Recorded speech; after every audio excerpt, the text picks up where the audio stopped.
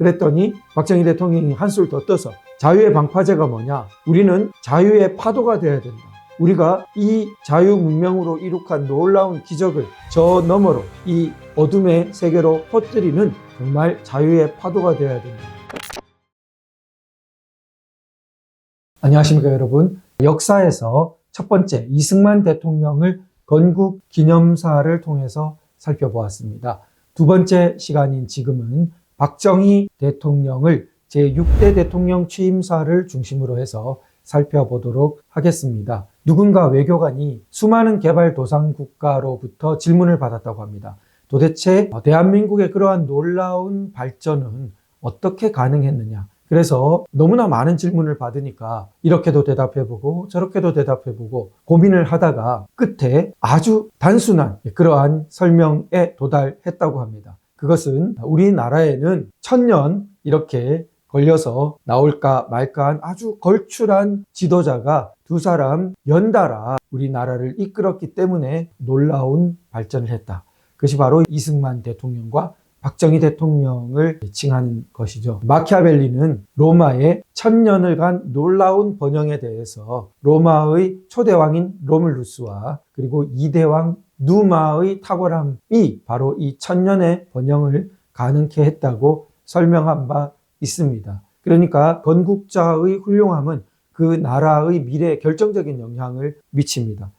건국자의 지평을 넘어서기 어려운 것이 사실 현실입니다. 미국도 국부들이 굉장히 훌륭하죠. 그런데 우리나라에는 이승만 대통령의 식견과 아주 비전이 훌륭했기 때문에 대한민국이 축복받은 것이죠. 로마 또한 초대 로물루스가 아주 탁월한 건국자였는데 군사적이었죠. 그런데 2대 누마는 문민정부 비슷합니다. 이 사람 옛날에 종교제도 비슷한 그리고 여러 가지 법령 이런 것에 아주 탁월했다고 합니다. 그러니까 문무가 겸해진 거죠. 그래서 로마의 번영이 가능했다. 그럼 우리나라로 보면 순서는 약간 바뀌었습니다.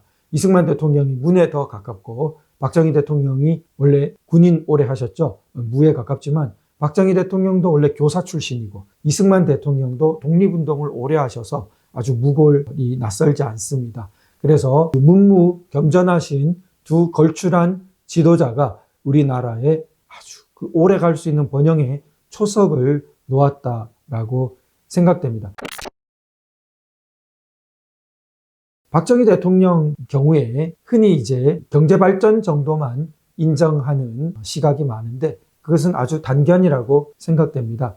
박정희 대통령이 처음부터 부르짖었듯이 조국 근대화의 신앙을 갖고 이렇게 우리나라가 사실 근대 자유민주 국가로 이승만 대통령에 의해서 기초가 놓아졌지만 모든 것이 부족했습니다. 특히 물질적인 토대가 너무나 부족했습니다. 이것이 만약 향상되지 못하면 중산층이 형성되지 못하고 실질적인 민주화가 도달되지 못하고 그런 차원에서는 제도적인 민주화가 이루어져도 곧 불안정해져서 허물어지고 또 쿠데타 일어나고 많은 개발도상 국가들에서 보고 있는 현실입니다. 그런데 박정희 대통령이 비전이 어떠했느냐? 그것은 그냥 물질적으로 잘 살자가 아니라 우리나라 전체를 근대화시키자. 근대화라는 것은 바로 선진화와 연결되는 거죠. 근대국가라는 것은 우리 당시로서는 우리는 근대화에 도달되지 못해서 고초를 겪은 그러한 민족사로 이해하고 있었죠. 그래서 근대화의 신앙이란 조국 근대화의 신앙이라는 것은 나아가선 우리나라가 선진국에 가자 이런 비전과 연결되는 것이고 그러자면 그것은 사회 각계 모든 방면에 있어서 근대 문명으로의 방향이 있었고 그 중에 하나가 산업화였던 것이고 정치 분야에 있어서는 당시 제한이 많았죠. 물론 87년 이후에 민주화로 보면 제한이 많았지만 영구히 그런 서구적인 민주주의로 나가지 말자는 것이 아니라 일정 단계까지 우리가 토대를 갖추기까지 제한을 좀 참아야 한다라는 비전이었고 물론 그런 제한 속에서도 높은 단계 민주주의에 노력한 그러한 부분의 공이 무로 돌려질 수는 없습니다. 그러나 자유민주화가 아니라 민주화의 이름을 달고 아주 인민민주주의, 사회공산주의적으로 나가려는 경향도 분명히 많았고 지금까지도 이어지고 있습니다. 그런 것까지 자유민주화 운동과 섞어서는 안 될 것이고요. 자유민주화를 추구했던 분들은 다 박정희 대통령의 큰 공을 인정하고 있습니다. 당시에 제한이 있었더라도 그때 만일 우리가 산업화하고 중화공업화까지 달성하지 못했다면 오늘날 글로벌 이 대한민국은 존재하지 않았을 것입니다.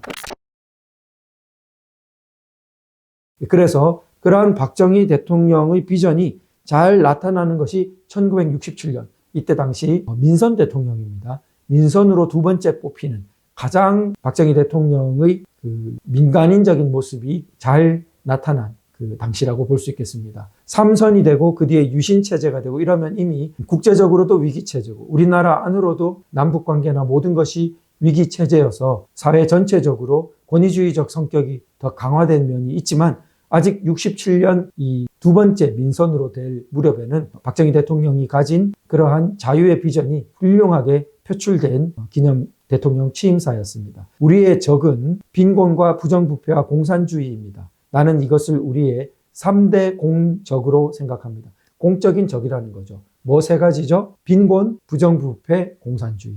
오늘날도 사실 연결되고 있죠. 이 세 가지가 우리의 공적이라는 것입니다. 빈곤은 생존을 부정할 뿐 아니라 인간의 천부적인 개성을 억압하고 정직과 성실과 창조력을 말살하는 것이며 이게 놀라운 것입니다. 빈곤, 가난을 몰아내자는 것인데 잘 살아보세요. 흔히 그냥 따뜻한 물 목욕하고 좋은 밥 먹고 좋은 옷 입고 좋은 집에 살고 그런 비전으로 잘 살아보세요를 노래했다고 생각하기 쉽습니다.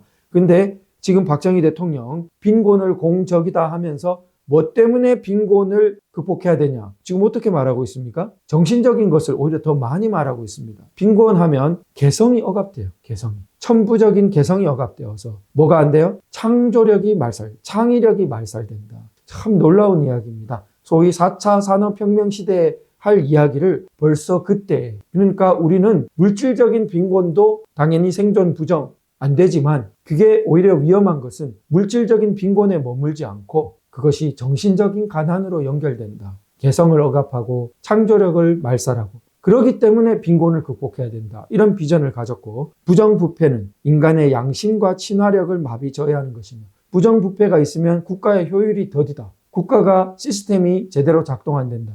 그것은 기본인 것입니다. 더 나아가서 어땠습니까? 인간의 양심이 마비된다. 부정부패가 있으면은 양심이 마비된다. 그러면 양심이 마비되면은 선진사회가 될 수 있습니까? 없습니까?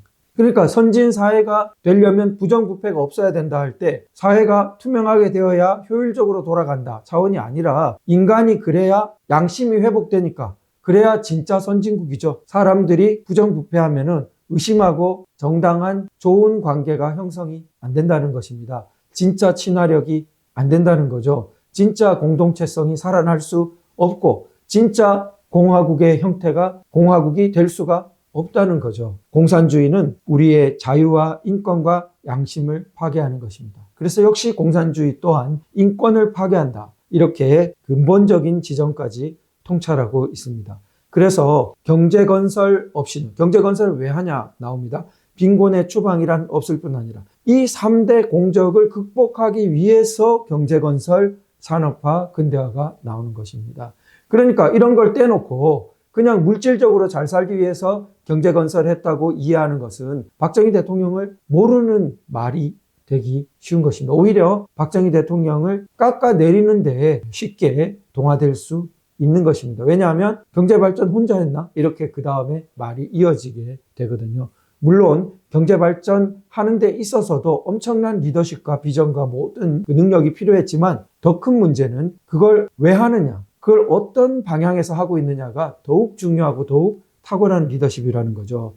그 다음 보시면 경제건설 없이는 부정부패의 온상이 되는 실업과 무직을 추방할 수 없기 때문이며 또 그것 없이는 공산주의에 대한 승리, 즉 자유의 힘이 넘쳐 흘러 북한의 동포를 해방하고 통일을 이룩할 수 없는 것입니다. 60년 전쯤에 벌써 자유통일의 비전을 확고하게 우리 이승만 대통령에 이어서 다시 한번 천명하고 있습니다. 그래서 박정희 대통령이 장개석 총통을 만나서 우리가 대만에서 이제 자유의 방파제가 되자, 한국도 그렇고 대만도 그렇고 공산주의 쇄도하는 그걸 최전선에서 막고 있었죠. 그랬더니 박정희 대통령이 한술 더 떠서 자유의 방파제가 뭐냐? 우리는 자유의 파도가 되어야 된다. 우리가 이 자유 문명으로 이룩한 놀라운 기적을 저 너머로 이 어둠의 세계로 퍼뜨리는 정말 자유의 파도가 되어야 된다. 한때 중국 대륙을 호령하던 그 장개석 총통 아닙니까? 그런데 박정희 대통령의 기상과 말의 그 스케일은 더 컸죠. 그러니까 아마 우리 이 글로벌 코리아로 도약하는 토대가 형성되지 않았나 싶습니다. 그 비전은 지금도 이어지고 있고 마찬가지이고 우리가 그 사명을 망각하고 사실 약해져 버렸기 때문에 오늘날 큰 위기를 겪게 된 것이 아닌가 생각됩니다. 다행히 지금 10대, 20대, 30대 분들이 깨어나기 시작했습니다. 그중에 선구적인 분들이 먼저 눈을 떴고 그들은 애타게 미래를 찾고 있습니다. 바로 우리 이승만 대통령, 박정희 대통령의 모범 속에서 비전 속에서 우리가 나아가야 할 길이 제시되고 있습니다. 자유의 힘이 넘쳐 흘러 북한 동포를 해방하는 그날까지 그 비전을 가지고 우리가 다시 한번 힘차게 전진해야 할 때라고 생각됩니다. 우리 세 번째 시간에는 87년 헌법에 대해서 살펴보도록 하겠습니다. 감사합니다.